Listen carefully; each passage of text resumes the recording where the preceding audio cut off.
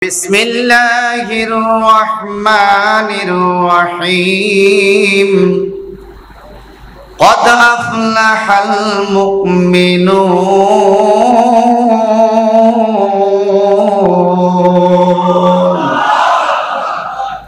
قد এটাকে আরবি কায়দা মাজি করিবের সিগা বলে قد أفلح এইমাত্র বিজয় লাভ করেছে সুবহানাল্লাহ এই মাত্র জিতে গেছে এই এখন জিতে গেছে আল্লাহ পাক বলে কারা আফলাহাল মুমিনুন মুমিনরা জিতে গেছে সুবহানাল্লাহ আমরা মুমিন কিনা সবাই বলেন আমরা কোন মুমিন আল্লাহ পাক বলেন আল্লাযীনা ইউমিনুনা বিল গায়বি ওয়া ইউকিমুনাস সালাহ সুবহানাল্লাহ وَيُقِيمُونَ الصَّلَاةَ وَمِمَّا رَزَقْنَاهُمْ يُنْفِقُونَ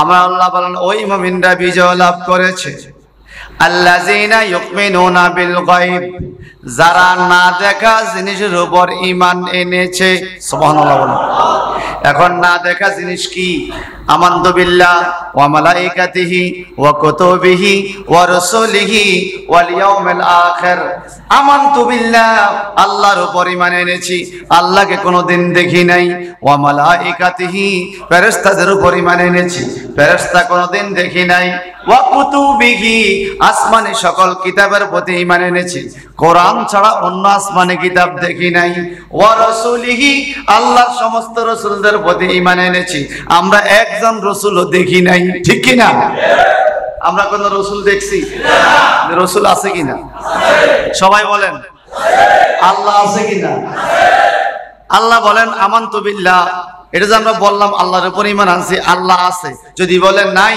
ঈমানও নাই ওয়া কুতুবিহি আল্লাহর কিতাব আছে যদি বলে নাই ঈমানও নাই ওয়া মালাইকাতিহি আল্লাহর ফেরেশতা আছে যদি বলে নাই ঈমানও নাই ওয়া রাসূলিহি আল্লাহর রাসূলগণ আছে একই কালিমা সব আছে আল্লাহ আছে কোরআন আছে আসমানি কিতাব আছে রাসূল আছে এটা মানতে হবে সবকিছু মানে রাসূলের জায়গায় আয়েশা রাসূল নাই তো ঈমান কি হবে আপনি এক জায়গায় বললেন আমানতু বিল্লাহি ওয়া মালাইকাতিহি ওয়া কুতুবিহি এই রাসূলিহি বাদ দিয়ে যদি বলেন ওয়া বিল ইয়াউমিল আখির ঈমান কি হবে কলমা হবে কেন হবে না আল্লাহ পাক বলেন ওয়া মিনান নাসি মান ইয়াকুলু আমান্না বিল্লাহি ওয়া বিল ইয়াউমিল আখির ওয়া মা হুম বিমুমিনিন আল্লাহ বলে ওয়া মিনান নাস কিছু কিছু মানুষ আয়েশা নবীর কাছে বলেন আমানতু বিল্লাহ আমরা আল্লাহর উপর ঈমান এনেছি ওয়া বিল ইয়াউমিল আখির পরকালের প্রতি ঈমান এনেছি আল্লাহর হাবিব মুস্কি মুস্কি হাসে জবান খুলে বলবেন এলাকার মানুষ যদি সবাই নামাজি হইয়া যায় ইমাম সাহেব খুশি কিনা জোরে বলেন আবার এই কথা সত্য সবাই নামাজ না পড়লে ইমাম সাহেব একা হইলেও পড়তে হয় সমাজের সবাই নামাজ না পড়লে কোনো সমালোচনা নাই একদিন যদি ইমাম সাহেব নামাজ না পড়ে সমাজের সবাই বলে এটা কেমন হুজুর নামাজ পড়ে না কথা বলেন ঠিক কি না কিন্তু সে যে নিজে পড়ে না এটার কোনো হিসাব এই মসজিদের ইমাম সাহেব হুজুর মাওলানা কামাল হোসেন সাহেব যদি আগামী জুমার দিনে শার্ট প্যান্ট পরে আইসা ইমামতি করে নামাজ হইব নি প্রতিবাদী হয়েছে নামাজ হইতো না আপনারা শার্ট গাদ দিয়ে নামাজ পড়েন না আপনারটা হইলে হুজুরের হইতো না আমাদের সমাজে কি শার্ট গা দিয়া নামাজ পড়ে না গেঞ্জি গা দিয়া পড়ে না অনেকে গামছা ফেঁচাইও পড়ে যায় ঠিক কিনা কিন্তু এটা ঠিক নয় গামছা ফেঁচায় নামাজ পড়া ঠিক নয় নামাজের একটা ইজ্জত আছে একটা সম্মান আছে ঠিক কিনা বলেন নামাজ পড়বেন সবচেয়ে দামি পোশাক গায়ে দিয়া সবচেয়ে সুন্দর পোশাক গায়ে দিয়া কারণ আপনি যখন নামাজে দাঁড়িয়েছেন এটা আল্লাহ পাকের দিদারে রওনা হয়েছে আসসালাতু মিরাজুল মুমিনিন নামাজ যদি মুমিনের মেরাজ হয় মেরাজ মানে আল্লাহর দিদার। আমরা একজন বেয়ারি বাড়ির যাইতে তো ভালো জামা গায়ে দিয়ে যাই, আত্মীয় স্বজনের বাড়ি যেতে ভালো একটা পোশাক আয়রন করা জামা গায়ে দিয়ে যাই, আর আল্লাহর দরবারে রওনা হয়েছেন। আল্লাহু আকবার বলেন। আল্লাহ পাক বলেন ওই নামাজিরা বিজয়ী হবে, ওই মুমিনরা বিজয়ী হবে। আল্লাযীনা হুম ফি সালাতিহিম খাশিউন, যারা রুজু খুশুর সাথে একাগ্র চিত্তে নিজের দিলটাকে নরম কইরা নামাজের মধ্যে দাঁড়াবে একমাত্র আল্লাহকে খুশি করার জন্য। আল্লাহ বলে কাদ আফলাহাল মুমিনুন, ওই মুমিনরা বিজয়ী হবে না, বিজয়ী হয়ে গেছে। আফলাহা, কাদ আফলাহা মাজির সিগা। নামাজ পড়লে বিজয়ী হবে এটা এক জিনিস, আর বিজয়ী হয়ে গেছে এক জিনিস। বিজয়ী হয়ে গেছে কিভাবে? এই আয়াতের তাফসীর যদি আবু দাউদ শরীফের কিতাবুত তাহারাতের মধ্যে হাদিস আছে বাবা, আবু দাউদ শরীফের কিতাবুত তাহারাতে হাদিস আছে, আল্লাহর নবী বলেন কোন মানুষ যদি নামাজ পড়ার ইচ্ছা করে, শুধু ইচ্ছা করছে নামাজ পড়বে, ফেরেশতারা কলম হাতে নিয়ে ফেলে। নামাজ পড়বে ইচ্ছা করছে, কলম লয়ে কি ও ফেরেশতা কি লিখবা? নামাজ পড়বে ইচ্ছা করছে না, কলম লয়ে এসেছি, দেখা শুরু হয়ে যায়। সুবহানাল্লাহ কইলে মামলা হইব নি? সবাই কোন সুবহানাল্লাহ। ফেরেশতারা কলম হাতে নিয়ে লেখার প্রস্তুতি, নামাজ মাত্র পড়বে। নামাজ পড়ার আগে খাটলা নামদান ওযু করলেন, আমার নবীজি বলে ফামাত মাদা, যখন কুলি করলো, খাতাত খারাজাত খাতা মিন ফামিহি, কুলি করার সাথে সাথে তার মুখ থেকে সমস্ত গুনাহগুলো ওজির পানির সাথে বেরিয়ে যাবে। এই মুমিনের বিজয় শুরু হয়েছে। মুমিন কেমনে কেমনে বিজয়? মারহাবা বলেন। আমাদের মুখের গুনাহ আসেনি? সবাই বলেন। বেশি গুনাহ তো মুখের গুনাহ। দোকানপাটে বৈশা কি আ কথা হয় না সু কথা হয়? দুনিয়ার আ কথা কু কথা যত সব দোকানে বসে বসে, আর দোকানে বসে চা খানার সময় তার চাইতে ভালো মানুষ দুনিয়াতে নাই। কথা কোন ঠিক কি? এই চা কাপ হাতে লইয়া গপ করবো আর খাইবো আর বিড়ি টানবো। হ্যাঁ, দোকানদারকে বিপদে বললাম, তারা চা দিয়া বিলও দেয় না, উড়েও না। এরকম কিছু আছে কিনা? বিলও দেয় না, উঠেও না। আল্লাহ পাক কি বলেন? والذين هم عن اللغو معرضون,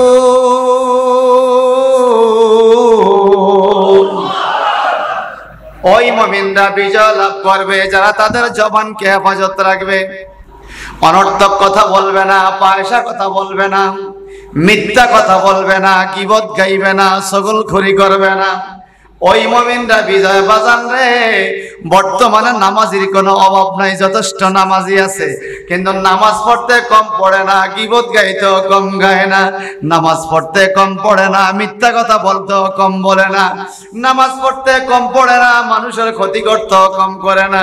গতকালকে হাজীগঞ্জ বাজারে টাকুড়ার মধ্যে 7টা 30 মিনিটের সময় নিজের স্ত্রী জামাইরে জবাই করিয়া দিছে। দেখেন নাই মনে হয়? নিজের স্ত্রী জামাইরে কিসছে, জামাইকে জবাই করে দিছে। নাউজুবিল্লাহ বলবেন না?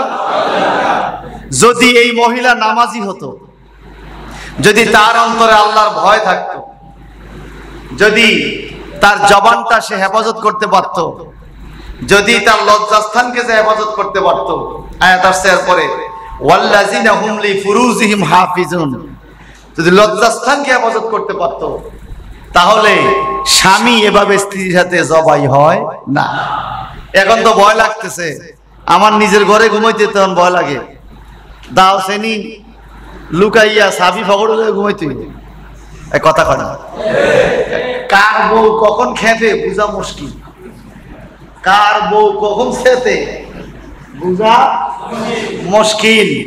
যেভাবে শুরু হয়েছে গতকালকে, আপনারা খবরের মধ্যে মনে দেখছেন, এই মহিলা আল্লাহর ভয় যদি থাকতো, আল্লাহ পাক বলেন ইন্নাস সালাতা তানহা আনিল ফাহশাই ওয়াল মুনকার, নিশ্চয়ই নামাজ মানুষকে অন্যায় অপরাধের কাছ থেকে ফিরিয়ে রাখে। সে আবার নামাজ পড়ে স্বামীকে জবাই করছে, বোঝা গেল এই নামাজ তার হলো না। কোন নামাজি ব্যক্তি কখনো মিথ্যা কথা বলতে পারে না, নামাজি ব্যক্তি কখনো পরের হক খাইতে পারে না, নামাজি ব্যক্তি আরেকজনের জায়গা দখল করতে পারে না, নামাজি ব্যক্তি মানুষের মনে কষ্ট দিতে পারে না। একজন নামাজি মানুষ কখনো স্বামীর উপর আক্রমণ করে না। আপনাদের ডুমুরি আছে কিনা জানি না, আমার নলুয়া সাদাপুর কিছু এরকম আছে, স্ত্রীর ভয় গ্রাম্য ভাষায় বোর্ড ডরে স্বামী আতঙ্কে থাকে। আপনাদের এদিকে এরকম আছে কিনা জানি, আসেনি? এরকম কে কে আতঙ্কে আছেন হাত উঠান, দেখি আপনার জন্য কিছু করা যায় কিনা। হ্যাঁ, দেখি কিছু করা যায় কিনা। জবানটা বড় করে বলেন, আল্লাহর কোরআন হক কিনা? আল্লাহ বলেছে আর রিজালু কাওয়ামুনা আলান নিসা, সমস্ত পুরুষগুলো মহিলার উপরে নেতৃত্ব দিবে, পুরুষ মহিলাকে চালাইবে, হুকুম কার? কিন্তু পরিতাপের বিষয় হলো আমরা এখন মহিলার কথার মতো চলি, কারণ আমাদের মেরুদণ্ড দুর্বল হয়ে গেছে, আমরা আগের মতো চরিত্র ধরে রাখতে পারি না। পরক্রিয়া এমন এক ভয়ানক সমস্যা এখন সমাজে। পরক্রিয়া, পরক্রিয়া মানে আরেকজনের সাথে কথা বলা, আরেকজনের সাথে সম্পর্ক করা। গতকালকে হাজীগঞ্জ যে ঘটনা ঘটছে পরক্রিয়া নিয়েই ঘটছে। স্বামী বিদেশ থেকে আসছে, বাসা বাড়ি করে থাকে, ভাড়া করে থাকে, স্বামীকে সহ্য করতে পারে না স্ত্রী, তার পরক্রিয়ার কারণে ওই নাগর সহ স্ত্রী সহ স্বামীকে জবাই করে দিছে। আচ্ছা আপনারা বলেন তো, এই মহিলা যদি কাবা ঘরের আঙ্গিনা যায় কানতে কানতে মারা যায়, তারে কি আল্লাহ মাফ করবে? মাফ করবে? আল্লাহ তাবারাকা তাআলা বলেন, আল্লাযীনা হুম ফি সালাতিহিম খাশিয়ুন, যারা রুজু খুশুর সাথে বিনম্র হইয়া নামাজ আদায় করে তারা বিজয়। তাদের অন্তরে কখনো এই ধরনের পাপ কার্য আসতে পারে না। কথা বলেন ঠিক কিনা? বাবা যদি নামাজি হয় মা নামাজি হবে, বাবা যদি ভালো হয় বাবা ভালো হবে, বাবা যদি নামাজি হয় সন্তান নামাজি হবে, মা যদি নামাজি হয় সন্তান নামাজি হবে। বাজান রে, আল্লাহ পাক রব্বুল ইজ্জত কালামুল্লাহ শরীফের এই 18 পারার প্রথম সূরা সূরা মুমিনুনের শুরুতেই আল্লাহ বলেছেন মুমিনরা বিজয় লাভ করেছে তারা নামাজের কারণে।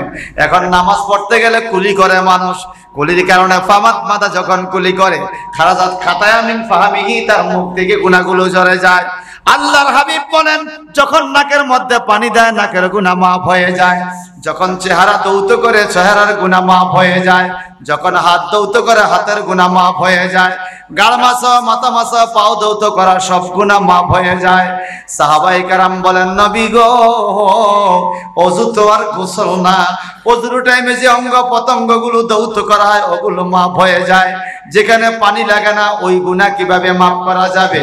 যেমন ওযুর টাইমে কোনো মানুষ হাঁটু ধোয় না, রান ধোয় না, পেট ধোয় না, পিঠ ধোয় না, কোমর ধোয় না, ওই অঙ্গগুলোর গুনাহ কিভাবে মাফ করা যায়?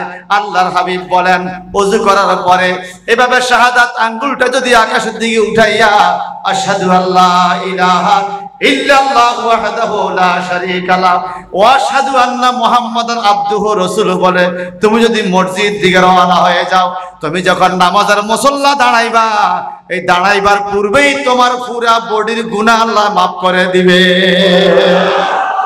আরো জোরে বলুন সুবহানাল্লাহ। পুরা বডির গুনাহ মাফ হয়ে যাবে। এখন সাহাবায়ে কেরাম প্রশ্ন করলেন, ইয়া রাসূলুল্লাহ ওযু করলে আর নামাজের মুসল্লা আসলেই সকল গুনাহ মাফ? আল্লাহ যে বললেন কাদ আফলাহাল মুমিনুন, এই মাত্র মুমিনরা বিজয় লাভ করেছে, এই গুনাহ মাফ হয়ে যাবে নবী। তাহলে নামাজ কি দরকার? গুনাহ তো মাফ। আপনারা বলেন গুনাহ তো মাফ হয়ে গেছে, সামনে কি আর নামাজ দরকার নাই? জোরে বলেন না। গুনাহ তো মাফ, নামাজ আর দরকার নাই? ভাইজান রে আমার, আল্লাহর হাবিব মুহাম্মদুর রাসূলুল্লাহ সাল্লাল্লাহু আলাইহি ওয়াসাল্লাম একদিন ওয়াজ করতেছেন মাহফিলে, সাহাবায়ে কেরাম হাজির। আমার নবীজির যত বৈশিষ্ট্য আছে ওয়াজে, তিরমিজি শরীফ, আবু আবে মানাকিব, সিফতে মুহাম্মদ রাসূলুল্লাহ সাল্লাল্লাহু আলাইহি সাল্লাম নামক অধ্যায় রয়েছে বাজান। ওখানে একখান হাদিস শরীফ পাইলাম, নবীজির জবান এত ক্লিয়ার ছিল, নবীজির কণ্ঠস্বর এত সুন্দর ছিল, লক্ষ লক্ষ মানুষ নবীজির মাহফিলে। সাহাবায়ে কেরাম বলতেন, আমাদের সামনের জন যেরকম ক্লিয়ার কথা বুঝে, সবার পিছনে যিনি বসতেন তিনিও নবীজির কথা এরকম বুঝতেন। আর আমরা কি করি, একটু পরে মাইক বাড়ায় দাও, মাইক বাড়ায় দাও, মাইক বাড়ায় দাও। আল্লাহর হাবিবের কণ্ঠস্বর এত চমৎকার ছিল, একদম কাছের জন যেরকম কথা বুঝতেন, সবার পিছনে যিনি তিনিও রাসূলুল্লাহর কথা এরকম ক্লিয়ার বুঝতেন। আরো জোরে বলবেন না সুবহানাল্লাহ। আল্লাহর হাবিবের বৈশিষ্ট্য। আবার আরেকটা জিনিসও ছিল, নবীর দরবারের আদব। সাহাবায়ে কেরাম আদবের সাথে বসে যাইতেন। মশা কামড় দিলে বাড়ি দিতেন না শরীরে। মাহফিলে যখন মশা কামড় দিত, সাহাবায়ে কেরাম শরীরে বাড়ি দিয়ে আঘাত করতেন না, মশারে মারতেন না। এই যে আঘাত করবে, ডিস্টার্ব হবে, রাসূলুল্লাহর কানে যাবে, মাহফিলে সমস্যা হবে, এরকম নীরব একটা প্রোগ্রাম আল্লাহর নবী করতেন। মনে হচ্ছে যেন আসমান থেকে রহমত সরাসরি রাসূলুল্লাহর উপরে পড়তেছে। আর আমাদের মাহফিলে আসলে আমরা তো সেরকম নীরবতা বজায় রাখতে পারি না, আমরা উল্টা পাল্টা, মনোযোগ থাকে না। এটা জবান খুলে বলতে হবে, যেই নামাজের কারণে নামাজের বিছানা দাঁড়াইবার আগেই আপনার গুনাহ মাফ, এই নামাজ পড়া দরকার আছে কিনা? শুধু বাবায় পড়বে, মায়ের দরকার নাই। মা পড়বে, ভাইয়ের দরকার নাই। ভাই পড়বে, বোনের দরকার নাই। আল্লাহ পাক বলেন, কিভাবে বিজয় লাভ করে, কেমনে বিজয় হয় ইমানদাররা শোনো। আল্লাহর হাবিবের হাদিসের সংকলনে একটি কিতাব রচনা হয়েছে। এই কিতাবের নাম হলো শরহ মানিল আসার। কিতাবটাকে বলা হয় তাহাবি শরীফ টাইটেল ভাষে পড়ানো হয়। যারা মুফতি সাহেব হয় তারা এই কিতাবটা পড়া মুফতি সাহেব হতে হয় বাজান। ওই কিতাবের মধ্যে কাদ আফলাহাল মুমিনুন আয়াতে কারিমার তাফসীর বললে আপনারা পাবেন। আমার নবীজি মসজিদে নববীতে বসে আছেন, সাহাবায়ে কেরাম চতুর্দিকে বসে আছে। হুজুর হযরতে আবু বকর সিদ্দিক রাদিয়াল্লাহু তাআলা ডাইনেও তাকায় না, বামেও তাকায় না, আমার নবীজির চেহারার দিকে তাকিয়ে থাকতেন। আল্লাহর হাবিব একদিন জিজ্ঞাসা করে, ও আবু বকর, পৃথিবীতে সবচাইতে প্রিয় জিনিস তোমার কি? সবচাইতে আপন কাজ তোমার কোনটা? তুমি কোন কাজটা বেশি পছন্দ করো? হুজুরের প্রধান খলিফা হযরত আবু বকর সিদ্দিক রাদিয়াল্লাহু আনহু বলেন, আমার জীবনে যত প্রিয় জিনিস আছে সবচাইতে প্রিয় হলো নবী গো, আমি যখন আপনার সামনে থাকি শুধু আপনার দিকে তাকিয়ে থাকি। আপনার দিকে তাকিয়ে থাকাটা আমার প্রিয় কাজ। কার দিকে তাকিয়ে থাকা? নবীজির দিকে তাকিয়ে থাকা। শুধু আমি আপনার দিকে তাকিয়ে থাকি, আপনার দিকে তাকিয়ে থাকা, এটাই আমার প্রিয় কাজ। যার জন্য আল্লাহর হাবিবের ইন্তেকালের পরে রওজা পাকে যেমন রাসূল পাককে শোয়ানো হয়েছে, হুজুর হযরত আবু বকর সিদ্দিক রাদিয়াল্লাহু তাআলা রওজা পাকের ভিতরে নাইমা রাসূল পাকের চেহারার মনোয়ারের উপর থেকে পর্দা সরাইয়া কপালে চুমু খাইলেন। রওজা পাকের ভিতরে থেকে কপালে চুমু খাইলেন, বিনে বিনে কান্না শুরু করলেন। উনি তাকিয়ে দেখেন আল্লাহ হাবিবের ঠোঁট দুখান লড়ে। সুবহানাল্লাহ। খবর ওইটা বলে, ওয়াল্লাহ নবিয়ুনা হাইয়ুন ফি কবরিহি, ওয়াল্লাহ নবিয়ুনা হাইয়ুন ফি কবরিহি। এই সাহাবায়ে কেরাম কান্নাকাটি রোনাজারি করিও না, আল্লাহর কসম দিয়ে বলি আমাদের নবী রওজা মুবারকে জিন্দা। আমি নিজের চোখে দেখেছি রাসূল পাক এই ঠোঁট লড়ে উম্মতি উম্মতি বলে ডাকে। আল্লাহর হাবিব কবরে জিন্দা না মরা? জিন্দা। কবর জিন্দেগি রওজা মুবারকে জিন্দা না মরা? قال رسول الله صلى الله عليه وسلم الانبياء واحياء في قبورهم। আমার নবী বলেন শুধু একজন নয়, আল আম্বিয়া, নবিয়ুন এক বচন, আম্বিয়া বহু বচন, সমস্ত নবীরা। আহইয়াউন, এখানে হাইয়ুন নাই, আহইয়াউন। আম্বিয়া বহু বচন, আহিয়াউন বহু বচন, কুবুর বহু বচন, হিম বহু বচন। চারটা বহু বচন এক জায়গায় নিয়েছে, কারণ আখিরি জামানায় কিছু বাটফার বাইর হবে, গামারিক্যাল প্যাচ দিয়া রাসূলদের মধ্যে বলবে কেউ জিন্দা আছে, কেউ জিন্দা নাই। যার জন্য আল্লাহ হাবিব ক্লিয়ার করছে, আম্বিয়াউ আহিয়াউন ফি কুবুরিহিম। আম্বিয়া বহু বচন, সকল নবী, আহিয়াউন বহু বচন, সকল নবী জীবিত। কুবুর কবরের বহু বচন, সকল কবরে। আবার বলছে হিম তাদের। যত নবী দুনিয়াতে এসেছে, যত রসুল দুনিয়াতে এসেছেন, প্রত্যেক নবী রসুলরা ওনাদের নিজ নিজ রওজা মোবারকে জিন্দা। একজনকেও মরা বলা যাবে, সবাই জিন্দা। আমার নবী এটা প্রমাণ দিয়েছেন, সবাই জিন্দা। এমন কি একজন নামাজি মানুষ ক্ষুধার তাড়নায় পেটের মধ্যে রুমালটারে মজবুত করে বাঁধলেন। আল্লাহর হাবিবের মসজিদে নববীতে হাজির হলেন। তার বাড়ি হলো দামেস্কে। আয়েশা রওজা মোবারকের পাশে ঘুমায় রইলেন। আমার নবীর রওজার দিকে চেহারা খান ঘুরাইয়া ওই আল্লাহর ওলি নবীকে ডাক দিয়ে বলে, ইয়া রাসূলুল্লাহ, আমি জানি আপনি জিন্দা, আপনি আমার ডাক শুনতেছেন, যদিও আপনাকে আমি দেখি না, আপনি আমাকে দেখতেছেন। কারণ নবীজি বলেন, হায়াতে খায়রুল লাকুম ওয়া মামাতি খায়রুল লাকুম, আমার হায়াতে জিন্দেগি তোমাদের জন্য কল্যাণ, ওয়া মামাতি খায়রুল লাকুম, আমার মরণের পরে, আমার ইন্তেকালের পরে জিন্দেগিটাও তোমাদের জন্য কল্যাণ। ও দুনিয়ার মানুষ, আমি দুনিয়াতে থাকতে তোমাদেরকে যেরকম দেখেছি, আমার ইন্তেকালের পরেও আমি তোমাদেরকে এরকম দেখতে থাকবো। নবী এখনো দেখে, বিশ্বাস আছে? নবী এখনো দেখে। নামাজের মধ্যে এখন সালাম দেই, আসসালামু আলাইকা আইয়ুহান নাবিয়্যু। আসসালামু আলাইকা কা জমির নিয়েছেন? কা হলো হাজারের জমির, কা আপনি নবী, উপস্থিত নবী, হাজারের জমিন। আসসালামু আলাইকা, ও নবী আপনার উপরে আমার সালাম। নবীজি বলেন, যখন নামাজি আমাকে হে নবী বলে সালাম দেয়, আমি তার সালামের জবাব দিই। আর জোরে বলবেন না সুবহানাল্লাহ। ভাইজান রে আমার, ওই দামেস্কের মানুষটা শুয়ে রইল নবীর রওজা মোবারকে, পেটের মধ্যে ক্ষুধা। নবী গো, আমি জানি ক্বালা রাসূলুল্লাহ সাল্লাল্লাহু আলাইহি সাল্লাম, ইন্নামা আনা কাসিমুন ওয়াল্লাহু ইউতি। আমার নবীজি বলেছেন, নিশ্চয়ই আমি হলাম বন্টনকারী, আল্লাহ হলো দানকারী। আল্লাহ আমার কাছে দেয়, আমি ভাগ করে দেই। এখন দামেস্কের গরিব মানুষটা ক্ষুধার যন্ত্রণায় নবীর রওজা মোবারকের দিকে ফিরে মদিনা শরীফে শুয়ে আছে, আর মনে মনে ভাবতেছেন, নবী গো, আপনি তো রহমাতুল লিল আলামিন, খোদাইত্যা রহমতের খাজিনার মালিক, আল্লাহ পাক আপনাকে করে দিয়েছেন। আমি ক্ষুধার জ্বালায় কষ্ট পাচ্ছি, আপনার রওজা মোবারকে গোলাম হাজির হয়েছি, যদি কোনো খানার ব্যবস্থা হয় একটু শান্তি লাগবে। লোকটা ঘুমায় রইল। একটু পরে স্বপ্নে দেখতেছেন তিনজন মানুষ ওই লোকটার কাছে হাজির হয়েছে। কয়জন? জোরে বলেন।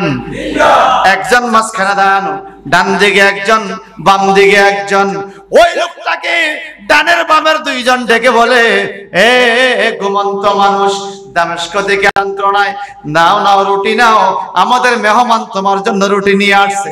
ঘুমের ঘরে লোকটা বলে মেহমানটাকে, তাকাইয়া দেখো, হাজা নবিয়ুনা মুহাম্মদ রাসূলুল্লাহ সাল্লাল্লাহু আলাইহি সাল্লাম, তিনি হলেন আমাদের নবী।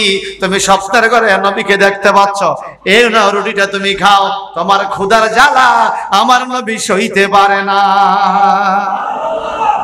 নবী কি উম্মতের কষ্ট সইতে পারে? বলবার পারে। মাঝে মাঝে বলবেন, আরে মন যদি দিতে হয় নবীকে দিও, আহা মন তোমার কষ্ট যাত না যিনি সইতে পার না, তোমার কষ্ট যাত না যিনি সইতে পারে, ওই নবীজির মহব্বতে, ওই নবীজির মহব্বতে মিলাদ পড়িও। মন যদি দিতে হয় নবীকে দিও, আহা মন যদি দিতে হয় মৌতের বিছানাতে কি যে যন্ত্রণা, সাত সাগরের পানি দিল তৃষ্ণা মিটে না। মৌতের বিছানাতে কি যে যন্ত্রণা, সাত সাগরের পানি দিল তৃষ্ণা মিটে না। ওরে কাউসারের মালিক নবী, কাউসারের যার মালিক নবী তাকে বুঝিও মন যদি নবীকে দিও মন যদি তোমার কষ্ট যাত না যিনি সইতে তোমার দুঃখ যাত না যিনি ওই নবীজির মহব্বতে ওই নবীজির কিয়াম করিও মন যদি নবীকে দিও মন যদি বাজান উম্মতের দরদি নবী ঘুমের ঘরে দামেস্কের লোকটার হাতে একটা খবুজ রুটি দিয়া গেলেন সুবহানাল্লাহ। লোকটা ঘুমের ঘরে রুটি খায়, ঘুমের ঘরে রুটি খায়, একটু পরে ঘুম ভাঙ্গা গেল। ঘুম ভাঙ্গা এদিক সেদিক খোঁজে, আমি না নবীকে দেখলাম। হাতের দিকে তাকায় দেখে রুটি অর্ধেক ঘুমের ঘরে খাইছে, বাকি অর্ধেক হাতের মধ্যে এখনো আছে। আমরা রাত্রে বেলা কত স্বপ্ন দেখি, বন্ধুর সাথে বন্ধুর বাড়িতে বেড়াইতে গেছি, বিয়ে খাইছি, পেট ভরা খানা খাইছি, সকালে দেখি পেটে ক্ষুধা লাগছে। এ কথা বলেন ঠিক কিনা? স্বপ্নে খাইলে কি পেট ভরেনি? যত খাইবেন পেট ভরার কোনো সুযোগ নাই। কিন্তু আমার নবীজির হাদিস এমন নয়। আমার নবীজি বলেন মান রাআনি ফিল মানাম ফাকাদ রাআল হক। কোন লোক যদি আমাকে স্বপ্নে দেখে, এটা তার জন্য স্বপ্ন, আমার জন্য স্বপ্ন নয়। যদি কেউ আমি নবীকে স্বপ্ন দেখে, সে যেন আমি নবীকে সরাসরি দেখেছে।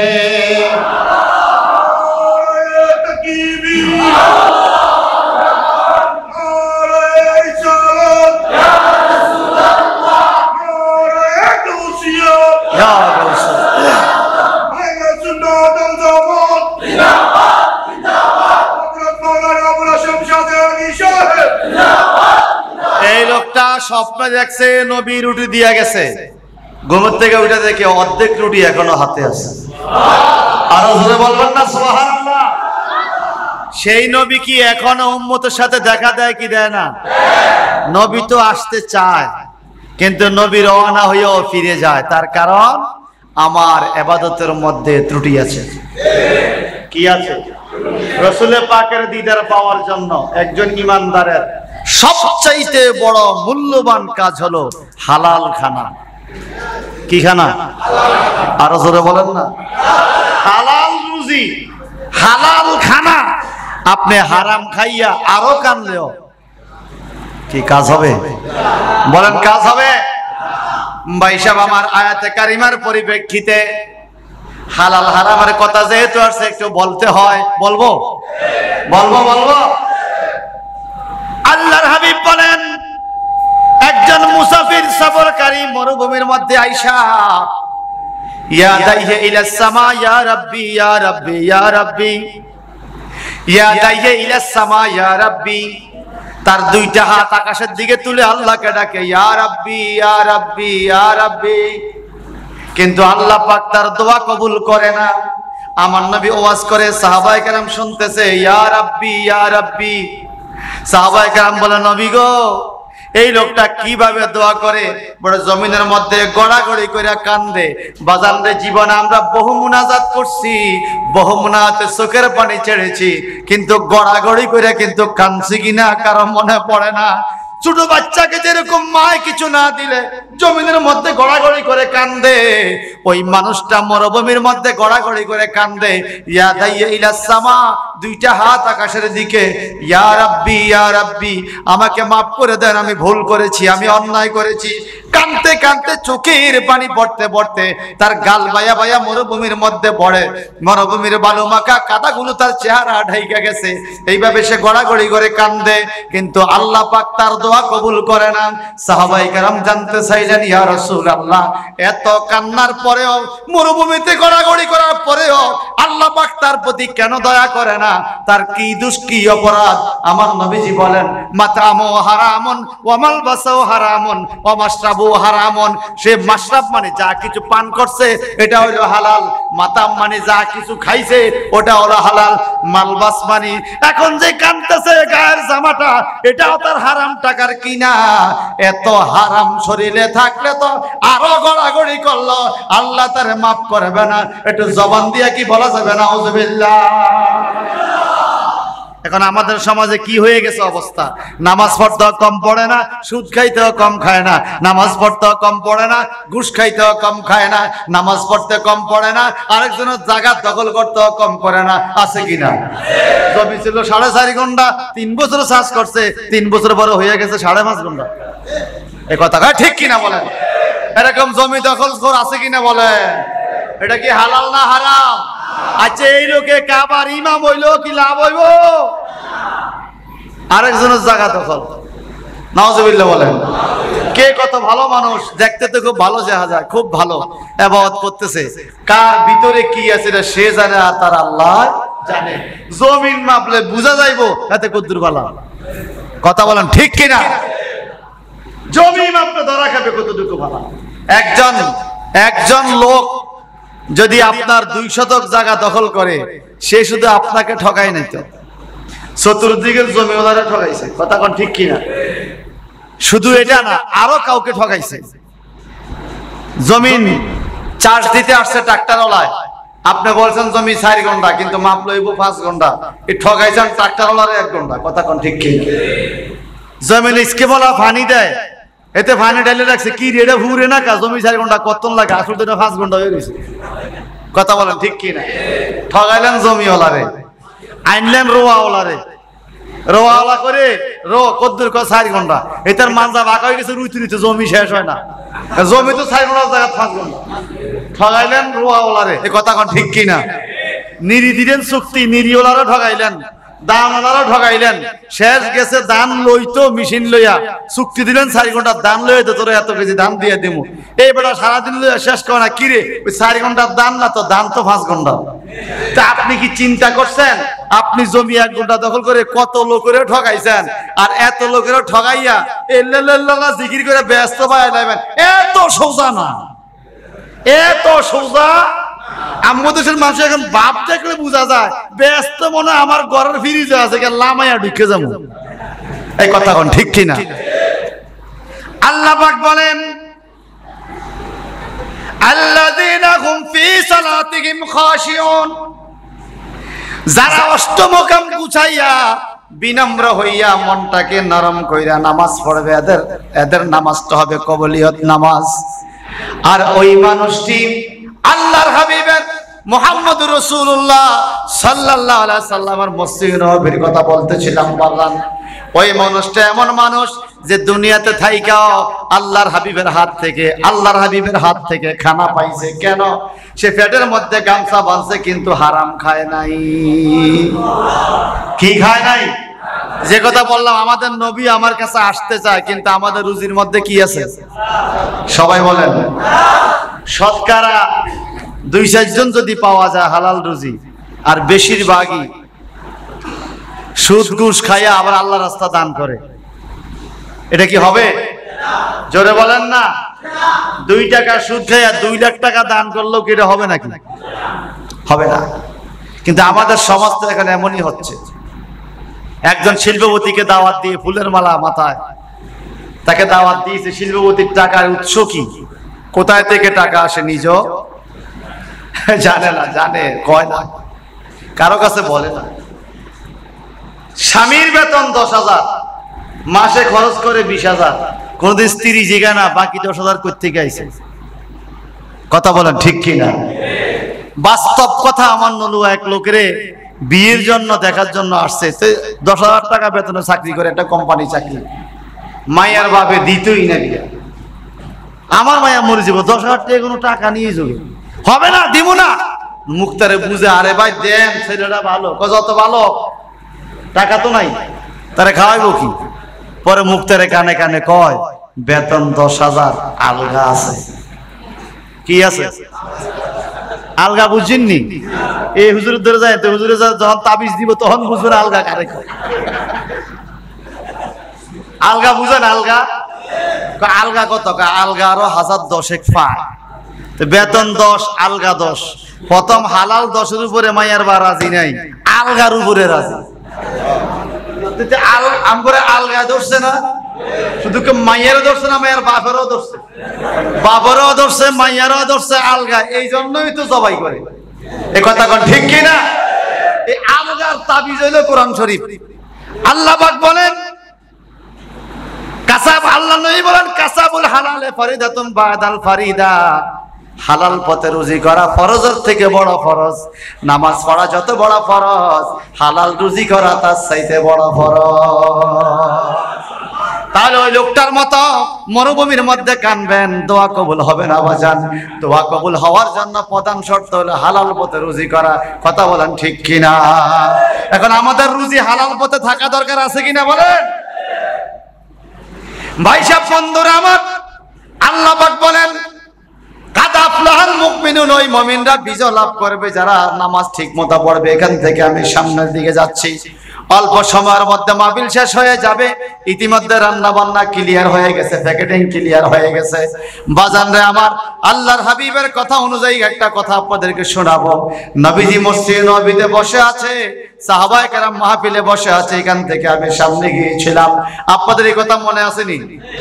নবী মসজিদে নববীতে এমন টাইমে একটা লোক দৌড়ে আসছে, ইয়া রাসূলুল্লাহ, নবী গো, ইন্নী আসাফতু হাদ্দান, আমি বড় পাপ করে আপনার কাছে হাজির হয়েছি। সুবহানাল্লাহ। আমরা কি পাপ করে ইমাম সাহেবের কাছে বলি হুজুর আমি একটা পাপ করছি? সাহাবায়ে কেরাম বলতেন, তার কারণ সাহাবীদের অন্তরে আল্লাহর ভয় ছিল। সাহাবীরা মনে করত দুনিয়ার মধ্যেও যদি আল্লাহর নবী বিচার কইরা দেয়, এরপরে আল্লাহ আর বিচার করবে না। কারণ এই জমিনের হাকিম হইল নবী। হাকিম কে? নবী। যেই বিচার করে আল্লাহ সেই বিচারের উপরে, সেই রায়ের উপরে আল্লাহ রায়টারে কার্যকর করে। নবীর বিচার সঠিক বিচার। নবী হলো শ্রেষ্ঠ হাকিম এই পৃথিবীতে। এখন এই লোকেরা আইসা বলতো, নবী গো, আমি পাপ করছি, আপনি আমার বিচার করেন। সুবহানাল্লাহ বলেন। আল্লাহর হাবিবের কাছে মসজিদে নববীতে লোকটা আইসা বলে, শরহ মানিল হাসান নামক কিতাবের হাদিস কামালে ক্লাসে পড়ানো হয়, ইন্নী আসাফতু হাদ্দান ফাকিমু আলাইয়া, নবী আমি বড় পাপ করেছি, আমার উপর আপনি শাস্তি দেন।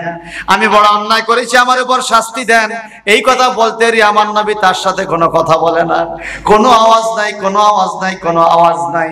একটু পরে নামাজের সময় হলো, লোকটা নামাজে দাঁড়াইলো, আমার নবীর পিছনে নামাজ আদায় করলো।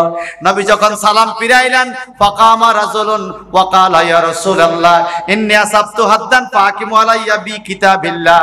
ওই লোকটা নামাজে সালাম ফিরাইবার পরে দাঁড়াইয়া কয়, নবী গো, আমি বড় পাপের পাপী, বড় অন্যায় করে আপনার কাছে আসছি গো নবী, ফাকিমু আলাইয়া, আমার উপর আপনি শাস্তি প্রয়োগ করেন, শাস্তি দেন।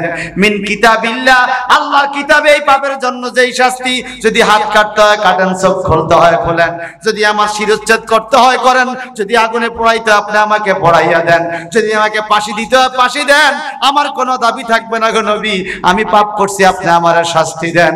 আল্লাহর হাবিব বলেন, তুমি এতক্ষণ কোথায় ছিলা? লোকটা বলে, সাল্লাইতু মাআকুম ইয়া রাসূলুল্লাহ, আপনাদের সাথে আমি এই মাত্র নামাজ পড়েছি। এবার দেখেন হাদিসের সাথে কোরআনের কি মিল আছে। আল্লাহ বলে, কাদ আফলাহাল মুমিনুন, এই মাত্র মুমিন মুসলমান বিজয় লাভ করেছে। আর ওই লোকটা নামাজ পড়েছে পাপের বোঝা মাথায় লইয়া। আমার নবী কয়, উম্মত রে, আমি প্রথম তোমার সাথে কোনো কথা বলি নাই, এখন তুমি নামাজ পড়েছো ঠিক কিনা? জি হুজুর, আপনার সাথে নামাজ পড়েছি, আপনি আমার শাস্তি দেন গো নবী, আমার মনে মানে না, যদি আপনার শাস্তি না দেন আমি নিজেকে নিজে হত্যা করে ফেলবো। আমার নবীকে ধৈর্য নাও, তুমি যেহেতু নামাজ পড়েছ, আল্লাহ বলেছে কাদ আফলাহাল মুমিনিন, আর আমি বলতেছি এই মাত্র কাদ কাফারা লাকা জামবাকা, তুমি নামাজ পড়ার কারণে কাদ কাফারা লাকা জামবাকা, এই মাত্র আল্লাহ তোমার জীবনের গুনাহ মাফ করে দিয়েছে। কাদ আফলাহাল মুমিনুন কোরআনের আয়াত, কাদ আফলাহা জামবাকা হাদিসের আয়াত। এই জন্য কোরআন শরীফের তাফসীর করতে হলে চারটা মূলনীতি সম্বন্ধে ধারণা থাকতে হয় বাজান। এক নাম্বার মূলনীতি হলো আত-তাফসীরুল কোরআনুল কারীম বিল কোরআনুল কারীম, কোরআন দিয়া কোরআন শরীফের তাফসীর করতে হবে। দুই নাম্বার মূলনীতি হলো আত-তাফসীরুল কোরআনুল কারীম বি হাদিসে রাসূলুল্লাহ, আল্লাহর হাবিবের হাদিসের ভাষা দিয়া কোরআন শরীফের তাফসীর করতে হবে। তিন নাম্বার মূলনীতি হলো আত-তাফসীরুল কারীম, আত-তাফসীরুল কোরআনুল কারীম বি আকওয়ালিস সাহাবী রাসূলুল্লাহর জবান হাদিসের সাহাবায়ে কেরামের জবান দিয়ে হাদিসের তাফসীর করতে হবে। 4 নাম্বার মূলনীতি হলো আত-তাফসীর কুরআনুল কারীম বিআকওয়ালে মুস্তাহিদিন, ইসলামিক স্কলার মাযহাব তরিকতের ইমামদের ভাষা দিয়ে কোরআন শরীফের তাফসীর করতে হবে। আল্লাহ বলে কাদ আফলাহাল মুমিনুন, মুমিনরা বিজয় হয়ে গেছে। আমার নবী কয় কাদ কাফারা লাকা জামবাকা, তোমার গুনাহ মাফ হয়ে গেছে। বলে কেন গো নবী? কয় তুমি নামাজ পড়ার কারণে একটা গুনার কথা তোমার মনে পড়েছে, একটা পাপের শাস্তির জন্য তুমি আমি নবীর কাছে হাজিরা দিয়েছ। যখন তুমি আমার পিছনে নামাজ আদায় করেছ, তুমি একটা গুনাহ না রে, জীবনে যত পাপ লইয়া তুমি নামাজের মধ্যে দাঁড়িয়েছ, তোমার জীবনের সমস্ত গুনাহ কাদ কাফারা লাকা জামবাকা, এইমাত্র আল্লাহ তোমারে মাফ করে দিয়েছে নামাজের কারণে। কিসের কারণে? লোকটা কান্দে, নবী গো হাত দি মানে আমার শাস্তি, আল্লাহ আমারে গুনাহ না মাফ করছে, আমার শাস্তি কি মাফ হয়েছে? আমার নবী কো আও হাদ্দাকা বন্দারে, নামাজের কারণে গুনাহ মাফ, পরকালের সাজাও মাফ হয়ে গেছে। নামাজে নামাজিকে সরল পথে আনতে পারে, নামাজে নামাজিকে সরল পথে আনতে পারে।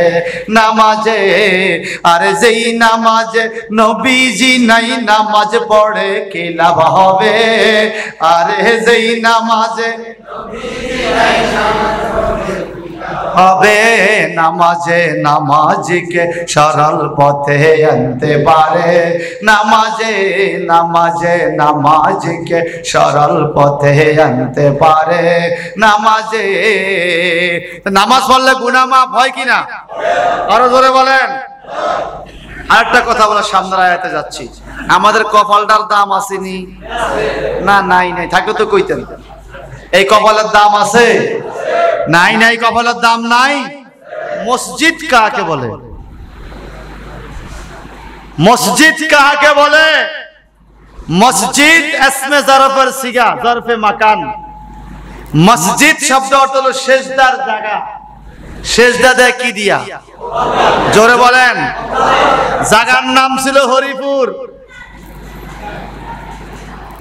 জিয়াউর রহমান যাওয়ার কারণে জায়গার নাম হয়ে গেছে জিয়ানগর, বলে কিনা? জায়গার নাম ছিল চন্দ্রপুর। শেখ মুজিবুর রহমান যাওয়ার কারণে জায়গার নাম হয়ে গেছে মুজিবনগর। এরকম জায়গার ব্যক্তির কারণে স্থানের নাম পরিবর্তন হয় কিনা?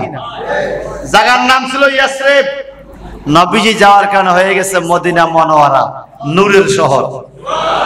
কথা বলেন ঠিক কিনা? ব্যক্তির কারণে জায়গার নাম পরিবর্তন হয়।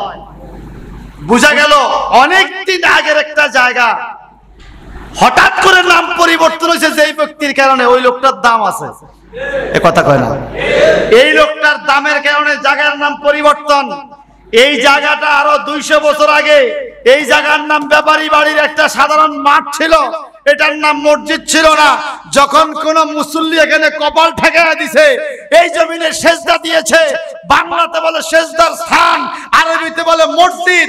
যদি আপনার কপালের কারণে সাধারণ একটা জায়গার নাম মসজিদ হতে পারে, আপনার কপালের দাম কত? আরো জোরে বলবেন না সুবহানাল্লাহ? যেখানে সেজদা হয় না ওই জায়গার নাম মসজিদ, যেখানে সেজদা হয় ওটার নাম কি? সেজদা কে দেয়? নবী যাওয়ার কারণে জায়গার নাম হয়েছে মদিনা মুনাওয়ারা, নামাজি আসার কারণে এই জায়গার নাম হয়েছে মসজিদ। জবান খুলে কথা আল্লাহু আকবার। মসজিদ এমন একটা দামি জায়গা, সারা পৃথিবীতে শ্রেষ্ঠ জায়গা হলো মসজিদ। জোরে বলবেন না সুবহানাল্লাহ? আল্লাহর হাবিব বলেন, যারা মসজিদের সাথে লেগে থাকবে, যারা মসজিদকে মহব্বত করবে, সকাল বিকাল মসজিদে যাবে, আল্লাহ পাক বলেছেন বুঝতে হবে এই লোকটার ঈমান আছে। এটা কি আছে? যেমন আল্লাহ কোরআনে বলে, লিলাফি কুরাইশ ইলাফিহিম রিহলাতাশ শিতা'i ওয়াস-সাইফ ইয়াবুদু রাব্ব হাযাল বাইত আল্লাযী আত'আমাহুম মিন জু' ওয়া আমানাহুম মিন খাউফ। আছে কিনা? আল্লাহ পাক বলেন মসজিদের কত সম্মান, যারা মসজিদের খেদমত করে, মসজিদে যে আসে তার খেদমত যারা করে, আল্লাহ পাক তাদের কথা সূরা কুরাইশের মধ্যে বলে দিয়েছেন। আতআমাহুম মিন জুআ আমানাহুম মিন খাউফ। আল্লাহ পাক বলে মক্কায় কিছু মানুষ আছে, তারা মক্কা কাবা ঘরের মেহমানদেরকে খানা দেয়। সুবহানাল্লাহ বলেন না? আতআমাহুম, তাদেরকে খানা দেয়, এবং ওয়া আমানাহুম মিন খাউফ, বিভিন্ন ভয় ভীতি থেকে তাদেরকে নিরাপদে রাখে, নিরাপত্তা দেয়। আল্লাহ পাক বলেন আমার ঘর মসজিদে যে আসবে তার নিরাপত্তা স্বয়ং আমি আল্লাহর হাতে চলে আসবে। ফেরেশতারা কয় ইয়া রাসূলুল্লাহ, আল্লাহ পাক বলেছেন যারা মসজিদে আসবে তাদের নিরাপত্তা আল্লাহর হাতে। এখন বলেন না কিভাবে আল্লাহর হাতে নিরাপত্তা হবে? আমার নবীজির জবান মোবারক অনুযায়ী শরীয়তের ফতোয়া, মান মাতা ফি মসজিদি ফাদাখালাল জান্নাহ, যে ইমানদার কোন মসজিদে এসে মৃত্যুবরণ করবে ওই লোকটা এখান থেকে জান্নাতে চলে যাবে। আমি আমার ঘরে মরলে তো ওই নিরাপত্তা নাই, ঠিক কি না? মসজিদে মারা গেলে কোথায় যাবে? জোরে বল না, কোথায় যাবে? এই জন্য আল্লাহ হাবিবের কথা অনুযায়ী আমি বলেছিলাম মরণ তো দিবা আল্লাহ শুক্রবার দিন দিও, মরণ তো দিবা আল্লাহ সোমবার দিন দিও, মরণ তো দিবা আল্লাহ নামাজের সেজদায়। যিনি নামাজের সেজদায় মারা যাবেন, যিনি মসজিদে মারা যাবেন, উনি জান্নাতি। আর জোরে বলুন না সুবহানাল্লাহ। এটা মহাব্বতে জোরে সরে পড়ে আল্লাহুম্মা সাল্লি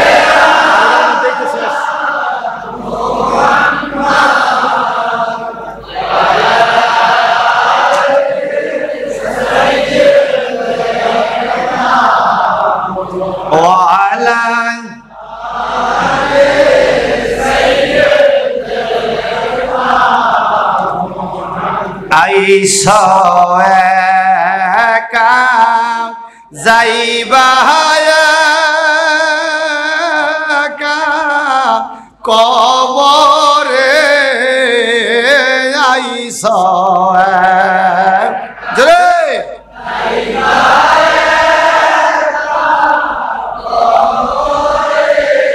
হিসাবে নিকাশ দিতে হবে হাসরে। আল্লাহুম্মা সাল্লি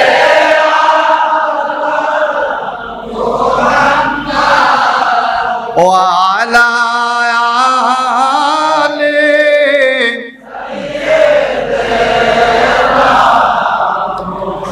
মধুর সুরে বেলাল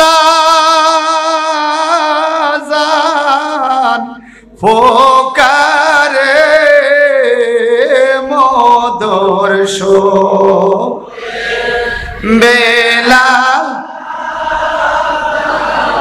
পুকারে, কেন্দে কেন্দে নবীজিকে বিচারে। আল্লাহুম্মা সাল্লি মারহাবা ওয়া আলা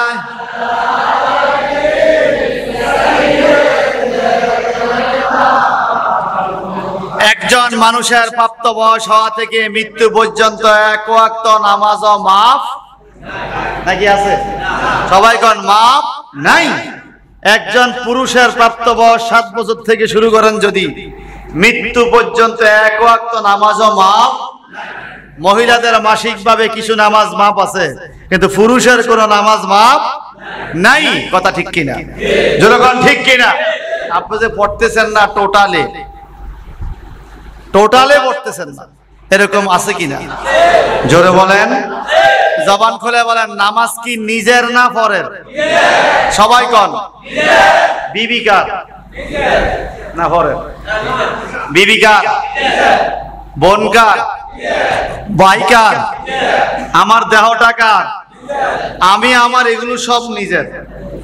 এগুলোর জন্য যত যত্ন করি, টাকা পয়সা যেভাবে তালা মাইরা লুকিয়ে রাখি কেউ যেন না দেখে, এটা আমার নিজের, কিন্তু আমার মরার পরে চাবি চাবির জায়গায়, তালা তালার জায়গায়। কথা বলেন ঠিক কি না? আমার মৃত্যুর পরে আমার সম্পত্তির মালিক কে হবে আমি কি জানি? জোরে বলেন। আমার মৃত্যুর 20 বছর পরে এই জায়গার মালিক এখানে কে বাস করবে আমি জানি? আমার জন্মের আগে কে ছিল আমি সেটা জানি। আমার RS BS CS খতিয়ান নাম্বার আছে, এই জায়গা কে বুক করছে আমি জানি। আমার পরে কে আসবে এটা আমি জানি না। যেগুলো আমার আপন মনে করে আমি ধরে রাখছি এগুলো আমার পর হবে। সবচেয়ে আপন নামাজ হবে, আমরা এটাকে আইজও আপন করতে পারি না। কথা কোন ঠিক কিনা? জোরে বলেন না ঠিক কিনা? আল্লাহর হাবিব আকা ও মাওলা তাজদারে মদিনা মুহাম্মদুর রাসূলুল্লাহ সাল্লাল্লাহু আলাইহি ওয়াসাল্লামের বাণী। আমার নবীজি একদিন ডেকে বলে, আবু বকর আমার শরীর বেশি ভালো লাগে না রে, তুমি মসজিদে নববীতে যাও, ইমামতি করো। সুবহানাল্লাহ। নবীজির অ্যাবসেন্সে ইমামতি করতেন আবু বকর সিদ্দিক রাদিয়াল্লাহু তাআলা। হযরত আবু বকরের বাবার নাম হলো কুহাফা, আবু বকর ইবনে আবু কুহাফা। আবু বকর সিদ্দিক বলে, আমি কুহাফার ছেলে, আমি কুহাফার বেটা, আমার কি ক্ষমতা আছে, কি পাওয়ার আছে যে মুস্তাফার মুসল্লায়, নবীজির মুসল্লা দাঁড়ায় আমি ইমামতি করব? নবী মাফ করেন, আমি পারবো না। আমি অসুস্থ, পারতেছি না, তুমি যাও, আমার পরে তুমি দায়িত্ব পালন করতে হবে। হুজুর হযরত আবু বকর সিদ্দিক রাদিয়াল্লাহু তাআলা নামাজের ইমামতির জন্য মসজিদে নববীতে চলে গেলেন। মসজিদে নববী আর আম্মা আয়েশা সিদ্দিকার হুজরা শরীফ কাছাকাছি। এখন নবীর রওজা মোবারক যেই জায়গায়, এই জায়গাটা হলো আম্মা আয়েশা সিদ্দিকার হুজরা শরীফ। একটু জবানটা বড় করে কথা আল্লাহু আকবার। আল্লাহর হাবিবের সাহাবায়ে কেরাম পেরেশানির মধ্যে পড়ে গেলেন। নবীজির পিছনে নামাজ পড়তাম, আজকে নবীজি নাই, নবী আবার অসুস্থ। আমার নবীর কাছে দুইজন সাহাবী অপেক্ষমান, নবী অসুস্থ, নবীজির সেবা করে। আল্লাহর হাবিব জানালাটা একটু খুলে দেওয়ার জন্য বললেন, দরজাটা খুলে দেওয়ার জন্য বললেন। দরজা খুলে দিয়ে অস্ত্র শিখতে নয়, আমার নবী আল্লাহর শুকরিয়া আদায় করে। আয়েশা সিদ্দিকা বলে, নবী আপনি কাঁদেন কেন? বলে, আমার ইন্তেকালের পরে আমার সাহাবীরা আমার অনুপস্থিতিতে আমি না থাকলে নামাজ পড়বে কিনা আমি সংশয়ে ছিলাম, কিন্তু আজকে যখন আমি দেখলাম আমি আমার আবু বকরের পিছনে সমস্ত সাহাবীরা জামাতে নামাজ আদায় করতেছে, আমি নবীর মন খুশি হইয়া গেছে। আল্লাহ পাক বলে, রাদিয়াল্লাহু তাআলা আনহুম, ও নবী আপনার মন যে উম্মতের উপরে খুশি, আল্লাহ তাদের উপরে রাজি। রাদিয়াল্লাহু আনহুম, আল্লাহ তাবারাকা তাআলা তাদের উপরে রাজি হয়ে গেছে। এই জন্য সাহাবীদের নামের সাথে রাদিয়াল্লাহু তাআলা আনহু লাগানো হয়। চিৎকার দিয়ে কন্যা সুবহানাল্লাহ। ভাইজান রে আমার, আল্লাহর হাবিব একটু পরে দাঁড়িয়ে গেলেন। এ আমার সাহাবীরা, তোমরা একটু আমাকে ধরো, আমার দুই ডানা দুই সিনা মোবারকের মধ্যে ধরো। কেন কেন? বলে, আমার সাহাবী আবু বকর নামাজ শুরু করে দিয়েছে, 2 রাকাত নামাজ শেষ হয়ে গেছে, চলো বাকি 2 রাকাতে আমি মুসল্লি হইয়া শরীক হব। আল্লাহর নবী রওনা হলেন। বাজান, আমরা এখন কত সুস্থ, কত ভালো, কত ভদ্র মানুষ, আমরা হাঁটতে পারি, চলতে পারি, মসজিদে যাই না। নবীজির পাও মোবারক গুলো ফুলে গেছে, পাও গুলো কেন জানি অসলের মতো হয়ে গেছে। সাহাবায়ে কেরামের সিনার উপরে দইরা আমার নবী ধীরে ধীরে ধীরে ধীরে মসজিদের দিকে রওনা হলো। সাহাবায়ে কেরাম বিনে বিনে কান্দে, নবী পাও ফেলতে পারে না, পাও ফেলতে পারে না। নবীজির বৃদ্ধ আঙ্গুলের দাগ জমিনের মধ্যে পড়ে গেছে, নবী পাও গুলো টানিয়া টানিয়া হাঁটে।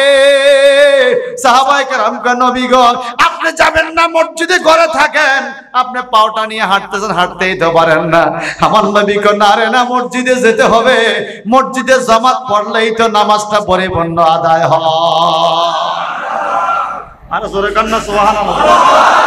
আর আমার বাড়ির পাশে মসজিদ, ঘরের পাশে মসজিদ, আমরা মসজিদে যাই না, ঘরে নামাজ পড়ে। যাদের সুযোগ আছে মসজিদে যাওয়ার, যাদের মসজিদে যাওয়ার সুযোগ আছে, শক্তি আছে, ইমাম পছন্দ আছে, এই ইমামের পিছনে নামাজ আপনি পড়তে পারেন, কোনো সমস্যা নাই। উনি যদি ঘরে বসে নামাজ পড়ে, রাসূল পাক বলেছেন, লাকড়ি আনো, এদের ঘরের মধ্যে আগুন লাগাইয়া দাও, যারা মসজিদে জামাতে শরীক হয় না। নবীজির হাদিস আপনারা মানেন? এখন যদি মসজিদের ইমাম সাহেব হুজুর কামাল হুজুর বলে, আগামী দিন ফজর নামাজ যারা আসবে না, এই যুবকেরা লও, মশাল লও, ওদের ঘরে আমরা আগুন লাগাইয়া দিব, কামাল হুজুরের চাকরি থাকবো নি? আর জান লই তো টান দিব, জীবন লই টান দিব। কথা বলেন ঠিক কিনা? সাহাবায়ে কেরাম এই বিষয়ে কোনো মন্তব্য করে নাই, কারণ বেনামাজি যে সকালবেলায় কুত্তাটা আল্লাহর কাছে দোয়া করে। কুত্তা বুঝেন তো? কুত্তা কি? আমরা কই কুকুর, সেটা কুত্তা। কুকুরে আল্লাহর কাছে কয়, আল্লাহ সকালবেলা বাইরে হইছি, খানা পিনা যা দাও বা দিবা না তোমার ইচ্ছা, বেনামাজি যেন আমার সামনে না পড়ে। আল্লাহু আকবার বলেন। বেনামাজি যেন আমার সামনে না পড়ে, কুকুরে আল্লাহর কাছে দোয়া করে। তাইলে বোঝা গেল বেনামাজি কি কুকুরও দেখতে পারে? আপনাদের সমাজে বেনামাজি আছে? কে কে বেনামাজি হাত উঠান। একজনও তুলবে না। বেনামাজিরা কি মাহফিলে হাত তুলবে? কে কে নামাজি হাত তোলেন?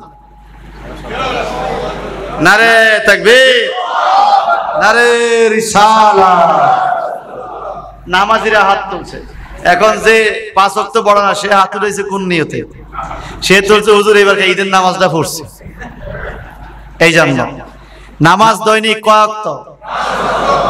নিজের না পড়েন? জোরে বলেন। যে নিজের জিনিস চিনে না, আমরা গ্রামে তারাই কই বেকুব, নিজের জিনিস চিনস না, ঠিক কিনা? নামাজটা নিজের না পড়ে মরে গেলে নামাজ কবরে উপকার হবে না। নামাজের 5টা স্পেশাল পাওয়ার আছে নামাজ পড়লে। 1 নম্বরে মৃত্যুর কোনো কষ্ট নাই। সবাই কোন সুবহানাল্লাহ। নামাজি ব্যক্তির মরণে কোনো কষ্ট নাই। 2 নম্বরে কবরে আযাব নাই। 3 নম্বরে নামাজি ব্যক্তি ডান হাতে আমলনামা পাবে।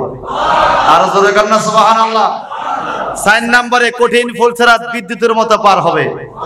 5 নম্বরে বিনা হিসাবে বেহেশতে যাবে। আমরা এই পাঁচটা বরকত চাই কিনা? 1 নম্বর বরকত হলো মরণে কোনো কষ্ট। বলেন মরণকালে কষ্ট আছে কিনা? আর আওয়াজ দিয়ে বলেন। এই কষ্ট থেকে বাঁচতে হলে নামাজ 5 ওয়াক্ত পড়া লাগবে। কবরের কষ্টের তো কোনো সীমা নাই, নাকি সীমা আছে? কোনো সীমা নাই। বাজান রে আমার, সমর দিকে তাকিয়ে কথা বলছি। আল্লাহর হাবিবের পা মোবারক মাটিতে টানে। আল্লাহু আকবার কোন। নবীজির পায়ের দাগ পড়ে গেছে জমিনে।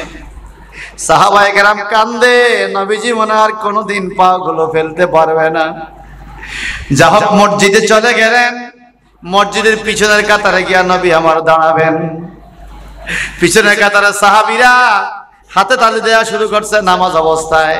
আচ্ছা বলেন তো, নামাজ অবস্থায় হাতে তালি দেওয়া জায়েজ আছেনি? নাই। কন্যা নাই? কি আছে?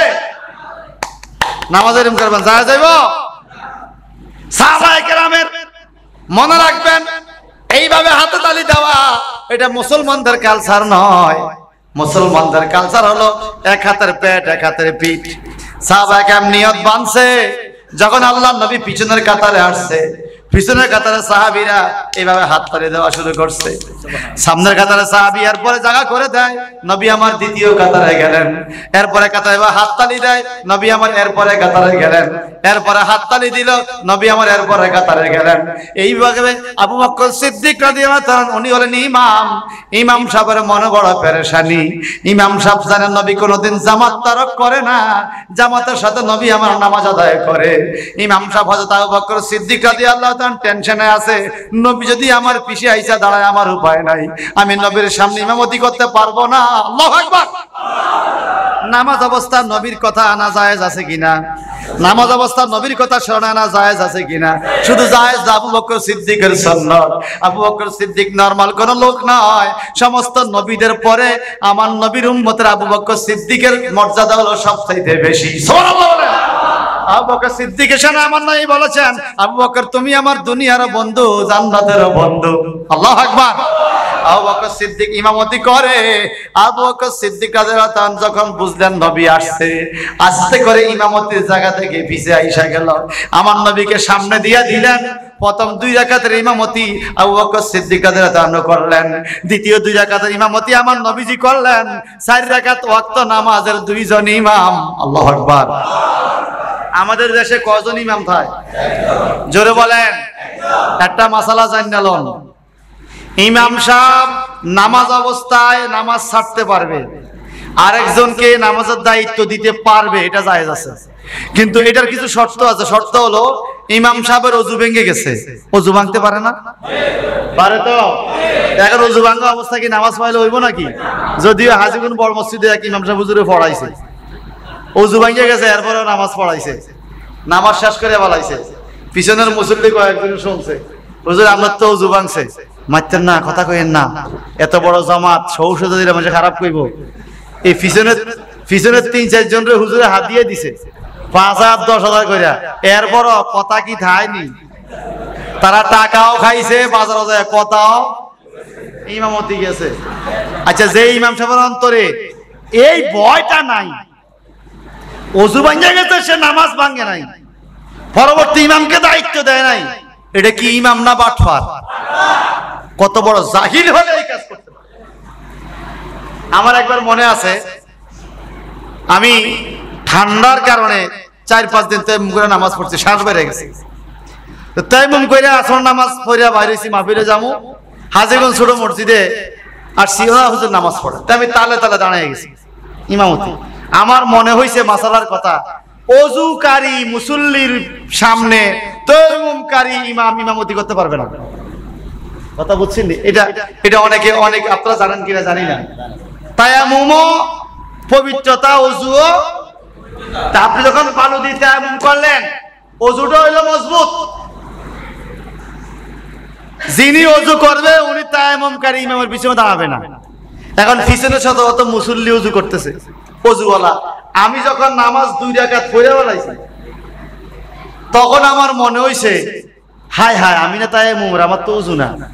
এই মানুষের নামাজের দায়ভার এটা আমি দিতেই বলি। আমি নামাজ ভেঙে ফেললাম, বললাম সবাই নিয়ত ছাড়েন। কিছু কিছু লোক, হুজুর পিছনে তো ইমাম আছে, এতটা টান দিয়ে দেন, বুঝি আমার ওযু ভাঙছে। আমার ওযু ভাঙে না, আমার ওযু আছে, তবে দুর্বল, এটাকে ঠিক করতে হবে। সবাই নামাজ ভাঙেন। সবাই নামাজ ভাঙছে, বসছে। আমি যাইয়া মসজিদের পাশে যাইয়া ওযু করে আইসা আবার নামাজ পড়াইছি। ইজ্জত গেছে গা? ইজ্জত গেলে যাক না। যদি সবাই আমাকে বলে আপনি ভালো না, খারাপ, আপনি ফসা, নামাজ ভাঙছেন, তাও আমার দরকার। কারণ এই ১০০ লোকের নামাজের দায়ভার আমি নিতে পারবো? নিজের বোঝারে তো কুল নাই। নিজের বোঝারে কি নাই? কুল নাই। তো যিনি ইমাম সাহেব থাকবেন, ওনার পিছনে দাঁড়াতে হবে একজন জানানোওয়ালা লোক, যিনি ওনার প্রতিনিধিত্ব করতে পারবেন। আমগো দেশে কি হয় জানেন? ইমামের পিছনে আইয়া রাগ হইন না ভাইয়া, হ্যাঁ, নেতা, সভাপতি, সেক্রেটারি, কেশিয়ার, তারা ইমামের পিছনে থাকবে। যদি জীবনে একবার ইমামে জুমার নামাজের 1 রাকাত ভাঙ্গা ওযু ভাঙ্গে, সভাপতি থাকবো নি আর? আইন সভাপতি নামাজটা পড়াবো পারবে? এই জন্য অনুরোধ করব, ইমাম সাহেবের পিছনে যিনি নামাজটা চালাইতে পারবে, ইমামের পিছনে, উনি ইমামের পিছে দাঁড়াবে, যেন সমস্যা হলে তাকে টান দিয়ে দায়িত্ব দিতে পারে। এ কথা কোন ঠিক কিনা? আবেগে এসে ইমামের পিছেও দাঁড়াইবেন। যদি একবার দায়িত্ব এসে তখন বুঝবেন, জীবনটা তওবা করবেন যে হিয়ানার ঘাড়ে দেন। আমাদের দেশে সৌদি আরব থেকে 2-4 জন দেখবেন লম্বা লম্বা টোপ গাদি আইয়ে, লম্বা পাঞ্জাবি, মেসওয়াক করে, আর সৌদি আরব থেকে আসে, আমি শায়েক হইছি, মিলাদ নাই, কিয়াম নাই, এটা নাই, সেটা নাই, বলে কি না?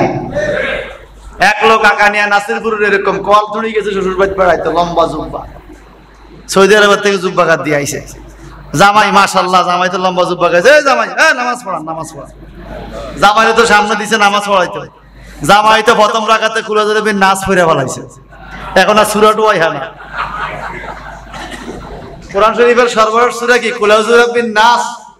প্রথম রাকাতে কুল আউযু বিন নাস ক্লিয়ার। এখন চিন্তা করতেছে কই যাব, পরের রাকাতে তো আর সূরাই নাই। এখন একবার জামাত দিকে তাকায়, আবার কি করব না করব বড় টেনশন। এরকম কিছু হুজুর আমগো দেশে সৌদি আরব থেকে বদলা দিয়া এই দেশে ফতুয়া দেয়, আছে কিনা কোন? জোরে বলেন, আছে কিনা? এরকম জায়গার মতো একবার পড়লে বুঝা যাইবো জুব্বা কতটুকু তোমার ভার করতে পারে। ভাই সাহেব আমার, আল্লাহর হাবিবের সাহাবী, প্রধান খলিফা